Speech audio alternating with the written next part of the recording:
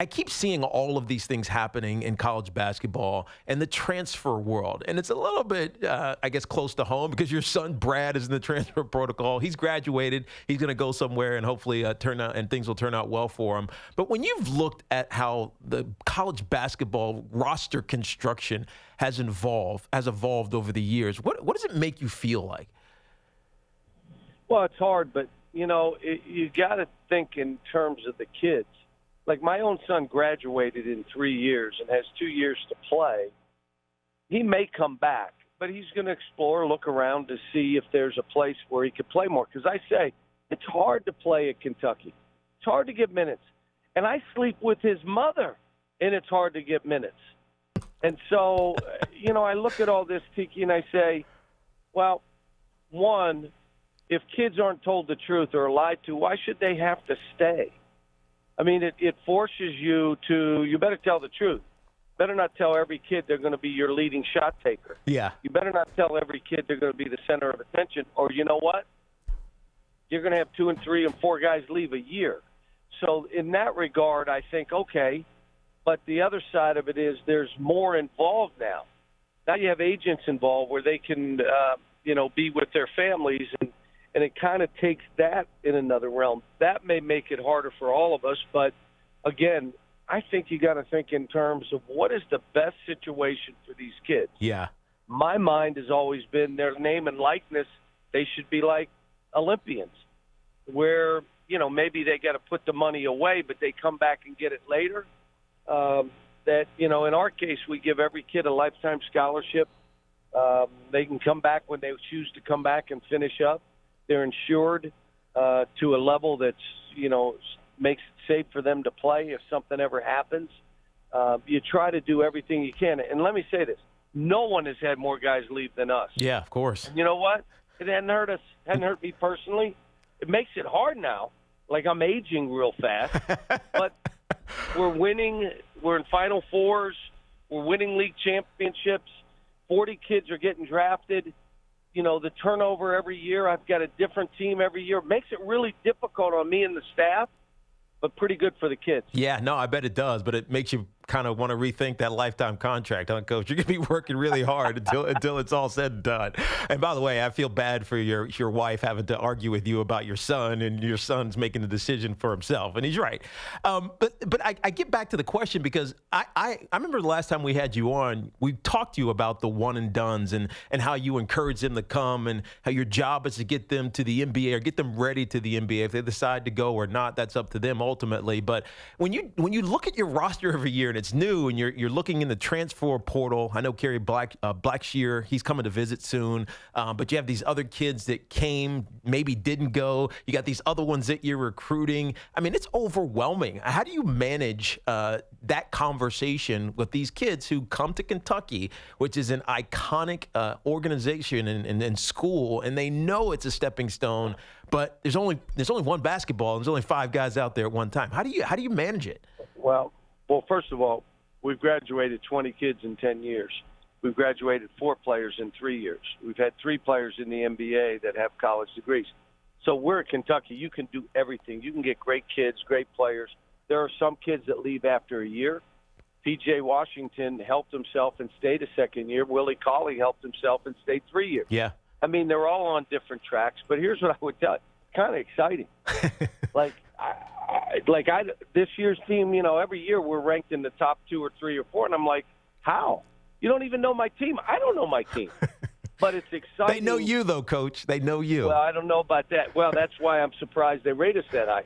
But I would say that this thing, if you're about these kids and you tell the truth, everybody's hammering us in recruiting, and they figured out what Cal says.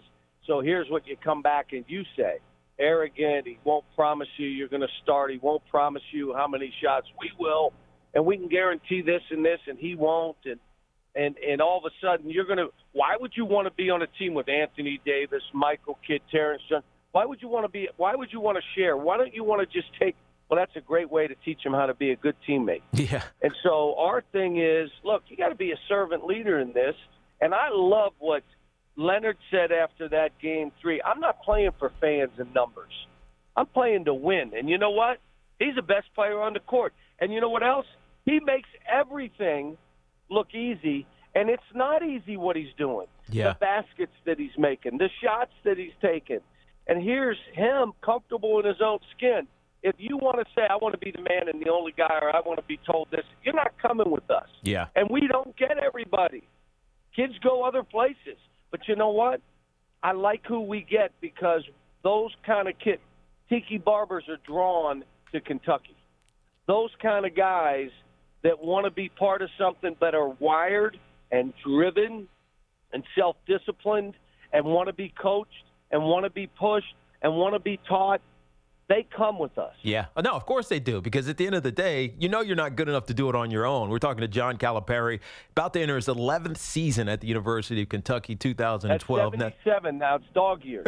Exactly. Like 77th year. Exactly. You know, Coach, it's interesting that you talk about KD, not KD, but Kawhi and what he's doing in the NBA Finals, really what he's done the whole postseason, because I heard some comments about you. He is the anti-superstar of the NBA when you watch how he plays. It's not about him all the time, as we started to see that a little bit. I heard some comments about that you made about kids and how they get caught up in these individual drills. All they want to do is dribble around cones. And I remember you said, at least in the article, you said that cone doesn't have arms, right?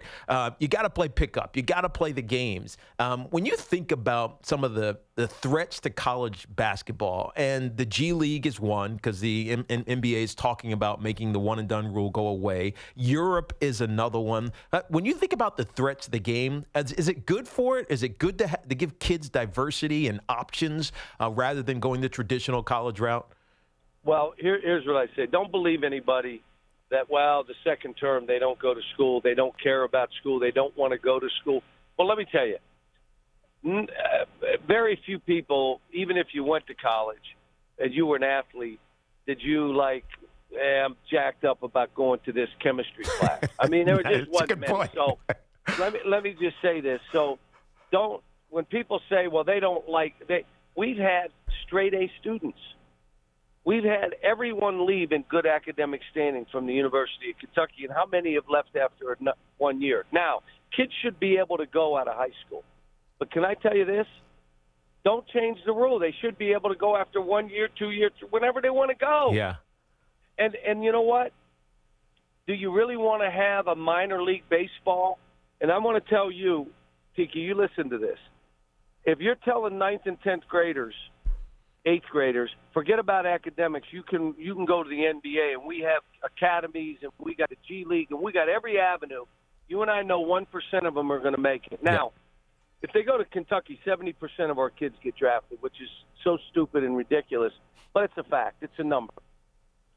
They have like $2 billion in contracts in the current NBA right now. But that being said, 1% are going to make it. So when we encourage these kids, forget about academics, we're going to have this NBA.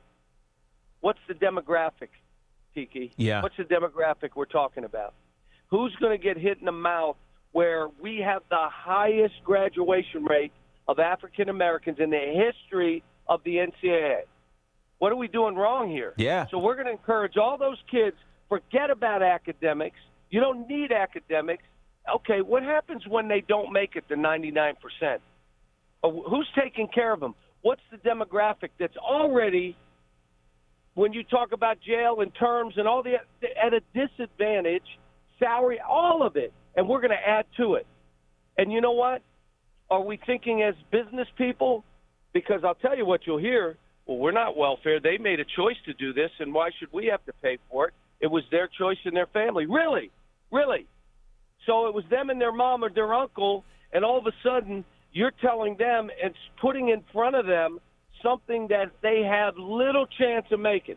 Let the kids go out of high school. Let's keep encouraging.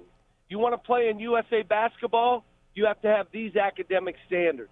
Let's keep encouraging kids academically, not diminish education. Yeah, no, I mean, you make a lot of sense, right? You got to incentivize them to want to get an education, because sometimes they're their own worst enemy, thinking that the NBA is. Come on, I was the first Prop 48 coach. They made me sit out of here. I mean, look, my family. my sisters and I are the first college educated in our family. My grandparents came through Ellis Island and did not speak English. I'm an Italian citizen. I have dual citizenship because my dad and mom were high school educated. I mean, if you talk to me in that term when I was in 8th grade, 9th grade, I wasn't worried about academics. I'm going to the NBA. Yeah, of course. And so I just think we're going down a path for the wrong reasons. And what we say is, well, they don't want to go to school. They don't care about school. Let them go to bed. No, you're trying to go to your end.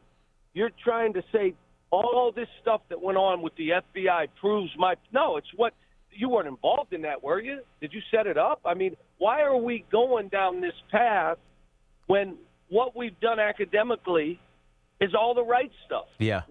University of Kentucky, Tiki, has gotten the award, the top 10% or top 10 academics, this APR that we all live by. We've gotten the award the last 4 years. Well, how your kids left? They left in good academic standing. Our kids on average are a 3.0, and they're not taking internet correspondence. They're not all in one class. They're students here. Yeah, they're growing. You know what? They're growing into men, and that's all you can ask for, really, because eventually you have to be a man, whether you're in the NBA or not. You ready? NBA. You know what it stands for? No boys allowed. You better be ready for that. Yeah, you're right, and that's what happens right now in New York City. I told everybody Kevin Knox is 18. He just turned 18. It's going to take him time. Don't expect this to happen overnight. So right now he's 19. He can't get into a bar or club for 2 more years, and he's playing for the Knicks. Yeah. And so, it takes time for these kids, and you got to be patient. Yeah. And if you don't think a year or 2 in college is good for these kids, you have no idea. You're talking stuff. Here's another one. I think kids should have to stay in school 4 years. Really, what about your son? Well, my son shouldn't. If he's real good, he should be able to go. But to everybody else's son, because I like to watch him play for 4 years. This ain't about you. It's not about your son. It's about these kids. What do we do that's best for them? How do we say, well, I'm concerned about my university. Guess what? I am too, but the University of Kentucky, 100 years from now, is going to be the same whether I coached here or didn't. Yeah, no, you're right. And you got to think about the kids first and foremost, and it's hard to do that sometimes because of ulterior motives. Talking to the great John Calipari here on Tiki and Tierney. One more question for you, Coach. We only got a couple minutes here. Anthony Davis looks like he's on his way out of New Orleans. Who knows where he's going to head? It's hard to speculate. I don't know if you've talked to him at all or you've had any communications, have any ideas or thoughts, but it feels like, and you know him intimately, obviously, from the 2012 championship that we're talking about, it feels like guys want to go win championships at some point. They give it a run at wherever they got drafted, their best effort, and then ultimately it's about winning championships. You agree with that with the NBA? Because the greats seemingly only want to win the championship. Yeah, well, that's how they're evaluated. When their careers are over, did you win a championship or not? That's how they're evaluated. Their window of opportunity is small. That's why they want to play on good teams and sometimes play together. If you're in a situation that shows no hope, you're probably going to, if you're Anthony Davis, who is a generational player and has never changed. The same guy he was when he played for us, he is now. Travels with his mom and dad and sister and his grandmother and his girlfriend, his baby. I mean, this kid is he's a man, the same, but he's a generational player. And any team that can get him. Yeah. Like he could play in New York based on this. Played for Kentucky and won a national title. Not just played at a school. No, he achieved. He won a national title. Yeah, he achieved at the highest level. Where do you think is best for him, Coach? What do you think he should do? Well, I don't know if he's going to have the choices he wants, but I'm just telling you there are organizations that if they're primed to win and they have a plan to win a championship, you start with him. Yeah. You give up whatever you have to give up. And a trade, I don't care how many players are in the trade. You ready? Whoever got the best player out of the 9, they won the trade. Yeah, my opinion.